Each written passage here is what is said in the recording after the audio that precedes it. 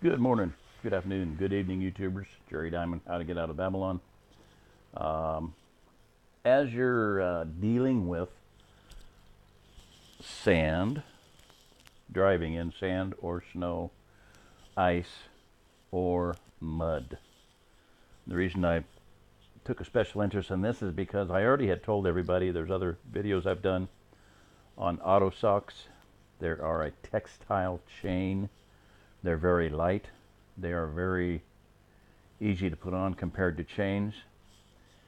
And I had the occasion to test them out. I got stuck in mud, bottomed out in mud. Okay, now it might have been a good idea to put them on before I started to try to get out of the mud hole, before I made a bigger hole. They may have worked, they may have not have worked. They may, at the point at which I tried to put them on, it was basically impossible to put them on because, you know, when you're axle deep in mud, it's kind of hard to put something on. So anyway, you need flotation, and that's what I'm going to deal with in this video. So those treads would work good on snow, great on ice. They are superseding the use in the Rockies in icy and snowy weather. I explained the concept to one man who drives a semi for a living, and I told him that in the Rockies, this company issues them to all drivers, and they sell them at cost. They issue them free of charge to all drivers, and sell them at cost to owner-operator drivers. And he said, well, I don't think they'll work.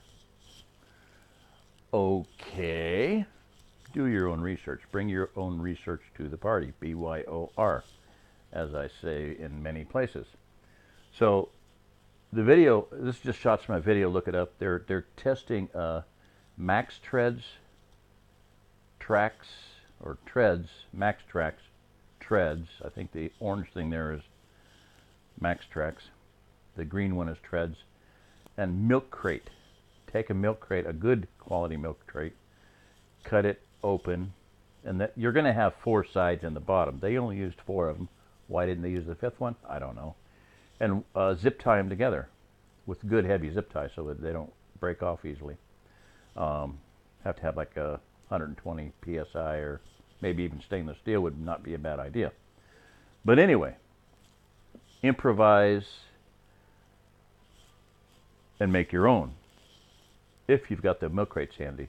Now, I get on eBay and I price milk crates, and milk crates are good ones are pricey. They're more expensive than what I'm going to show you. So anyway, so this is a really good video. Look it up.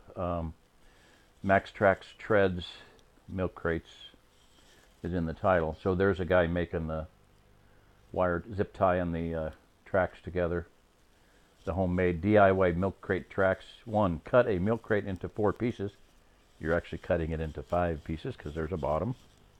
Connect with zip ties, you're done. And there he's folding it up. It's foldable too. These other ones are big. Now they're for dune buggies. They're for, you know, professional, you know, situations. 4-wheel drive guys. But you got to have some room to put those things in. They're not small. They're pretty good size. A milk crate you can fold up, throw in your trunk, and forget about it. 2 milk crates and you got 2 treads. Okay, so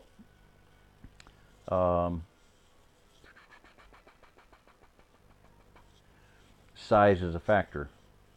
Oh, I was going to say, when my son was having a mobile home towed over here, they got stuck when they got here, and they had tread traction mats that were huge, probably 2 foot wide and 6 to 8 feet long. Flotation. So remember that word, flotation. If you're in mud, if you get in a big hole, you need to have something stiff enough to allow you to climb out of that hole. So there's Max Tracks, treads, and milk crate. And you can see how much room those things would take. Maybe they may nest inside of each other, but still, they're going to take up one heck of a lot of room. You're talking about at least 4 feet, maybe 5 feet long there. They're not going to fit in hardly any trunk in the world. Where are you going to carry them? You want to have them with you all the time. I would say those professional things are a no-go for 99% of the population unless you're a professional off-road person that likes to get stuck in the mud and likes to get stuck in the sand and likes to go crazy places, and you have something to carry them with. And your quintessential pieces of carpet. They tried that too. So they deliberately bottomed the Jeep out. They use the milk crate. They get out, but they have to dig first. And after a little bit of digging, they're able to get out. Same thing with both professional ones. They had to dig in order to get out. So all three of them, they had to do some digging. The green ones here were seemed to have the best traction. The tires bit the best on it, but they still had to dig in order to get out. They're just about out. You can see the green on the left, under the right-hand tire there, passenger side tire. So on eBay, there's things like this. These are, I'm thinking 20 bucks a pair. 15 centimeters. I meant to figure that out. I'm not going to do it now. Figure it out yourself. Probably 8 inches, ballpark, 7.5, 8 inches. Pretty close. Car tire mat.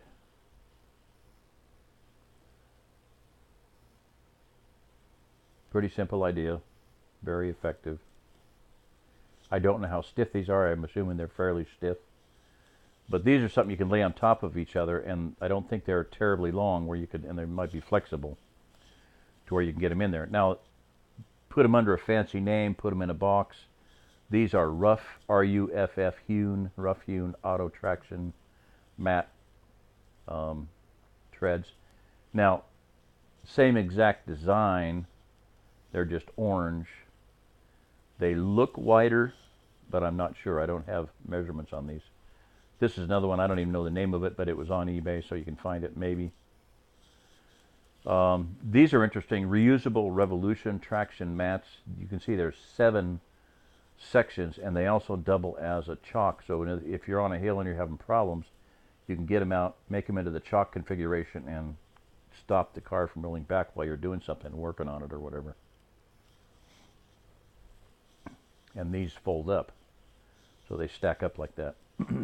Notice these are solid. There's no holes or air holes in them.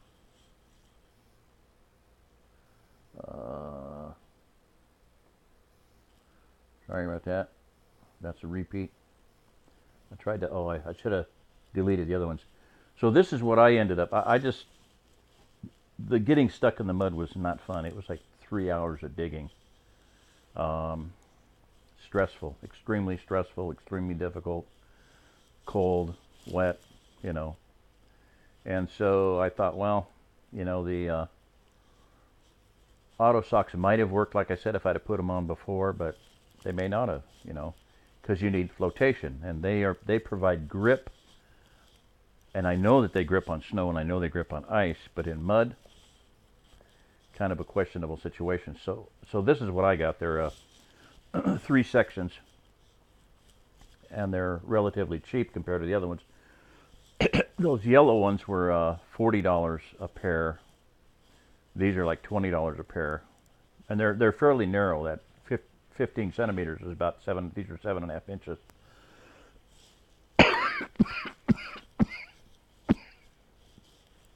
Oh.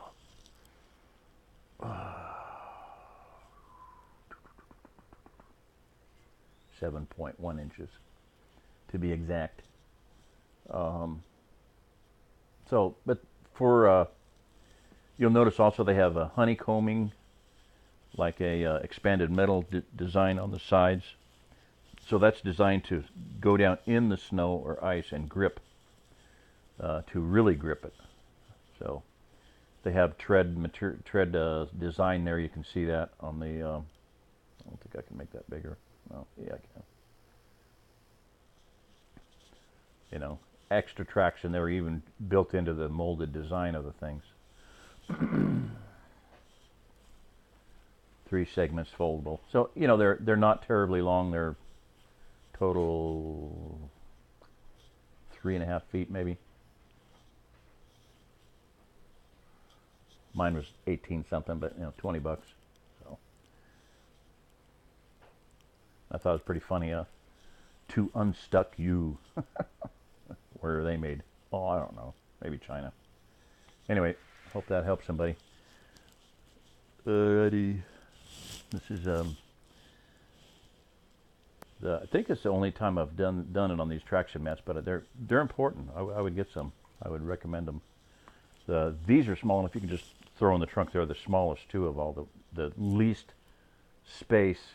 In fact, both of them in a little cardboard containers, about 1.5 feet long, 8 inches wide, 2.5 inches thick.